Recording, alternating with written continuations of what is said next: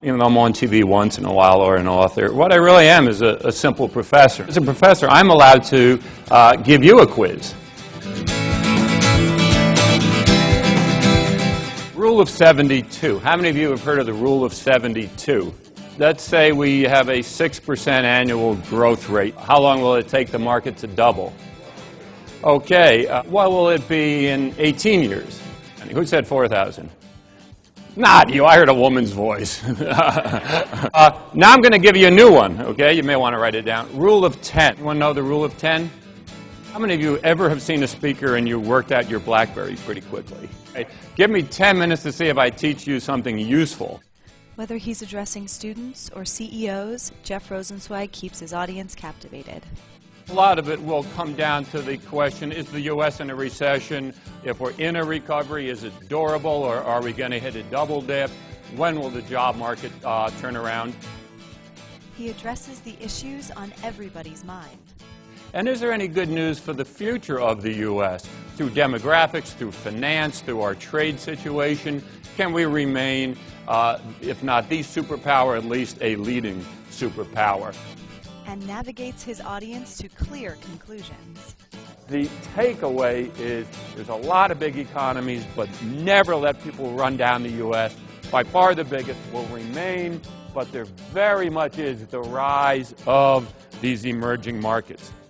Prior to teaching at Emory University, Dr. Rosensweig was a professor at Yale School of Management.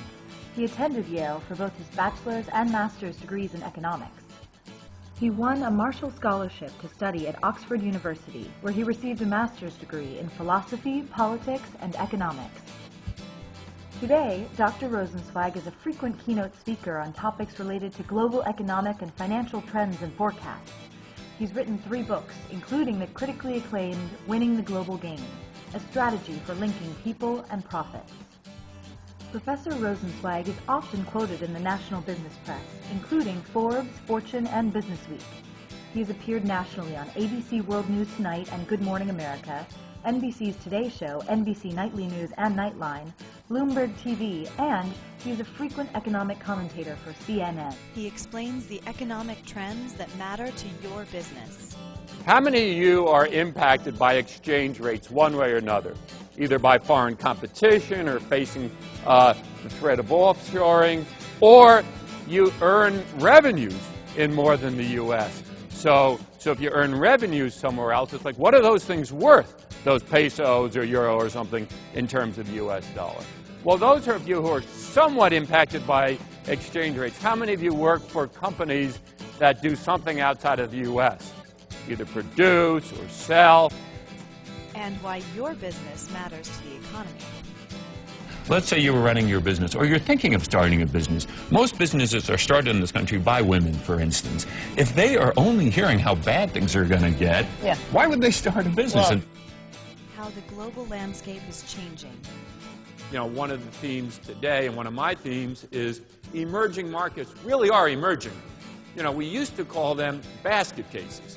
And you might think, that's not very nice. Or banana republics. So after a while, we call them developing nations. And I always wondered, is that a euphemism? You know, a way to say something that sounds nicer?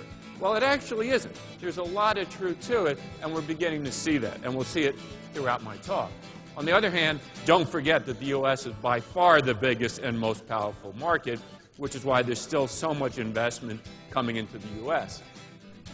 And why you need to understand these changes. First is why many of you are interested in China or India. They're not the second largest or the first largest economies now, but they have that fast growth, which will continue. So that one day, China will be second, and as you know, everyone talks about, will pass the U.S. Now, before we get too jumpy about that, it'll take longer than some people think, because China has some growing pains.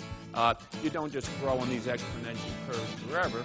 He brings up thought-provoking issues relevant to every organization. Something of particular concern to me is gender equity. But particularly, firms have to think about, I believe, the life cycle of, for instance, a woman. Does she have the same opportunities? Does she have the same expectations placed upon her as a man who maybe enters a firm? And does she have enough role models? And as universities, we have to think about that. He boils things down to the big questions.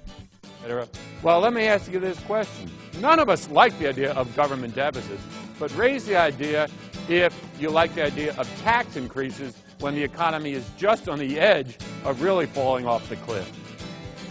How many of you would even think maybe business, small businesses, for instance, entrepreneurs, maybe good people who got downsized through no fault of their own, who think, I got to do something, I'll try to start a business. How many think that they could even benefit from tax credits or tax subsidies? And isn't afraid to give his own opinions. I think so. So it's the worst of two evils, and they're both evil. But I have no goal right now, for instance, to see tax increases. And luckily, I don't think we will see any. Questions like, why does sustainability matter? Right now, so much focus on sustainability and being green and protecting the environment. And I think that obviously is a topic that will last not just from now, but for the rest of time. A lot of people don't realize, for instance, that the world is going to add, for the next few decades, 75 million people a year. 100 more people every 42 seconds. How should you prepare for an uncertain future? Well, if inflation is coming, how do you want to be invested? Do you want to have all your retirement money in fixed income? Like, okay, I'm going to buy a government bond. It pays me 3%. It's all it's ever going to pay is 3% interest. That's great if there's no inflation. If prices start going up in a few years, it's not going to happen for a few years, but if they start going up 4% a year, you think, oh, I'm gaining 3% a year. That'll take care of my retirement. You're actually falling behind. You're gaining 3% a year interest, but the prices are going up 4%. Amidst the media hype, he brings realistic hope. Well, what about the credit markets? I mean, are we starting to see them thaw at all? They are thawing. The interest rate now that banks lend to each other has come down dramatically. Right. And if they'll lend to each other, they'll get money when they need some. Let's say they have some big borrowers who need some money. That is the first sign of thawing. It is true that the Federal Reserve has done a good job of throwing enough money into the banking system to get it to thaw. And that's why we see bank profits going up, for instance. Sure. There's some action again for the banks. Jeff Rosensweig's original content, specifically tailored to our audience, was absolutely on point. His engaging and entertaining manner makes him an ideal speaker for sophisticated business audiences like ours. His global perspective, whether speaking to our board of directors or the entire convention delegation of more than 2,200, is always rich in substance. Matthew Shea, President, International Franchise Association. His content-focused approach and respect for his audience distinguishes him in a variety of ways. Whether speaking at our UPS Management Conference or to students at the Delta State International Symposium, we can always count on him to give an intelligent and enthusiastic message, particularly on global issues. David Abney, Chief Operating Officer, UPS. He believes an engaged audience is the speaker's responsibility. You know, there wasn't a single BlackBerry, which really impresses me. I think you are ready to compete, you know, and just do your very best. And I do feel the world you're in because I feel it in my own students, you know, so don't ever think it's you either if things are very tough. We live in tough times. Thank you very much.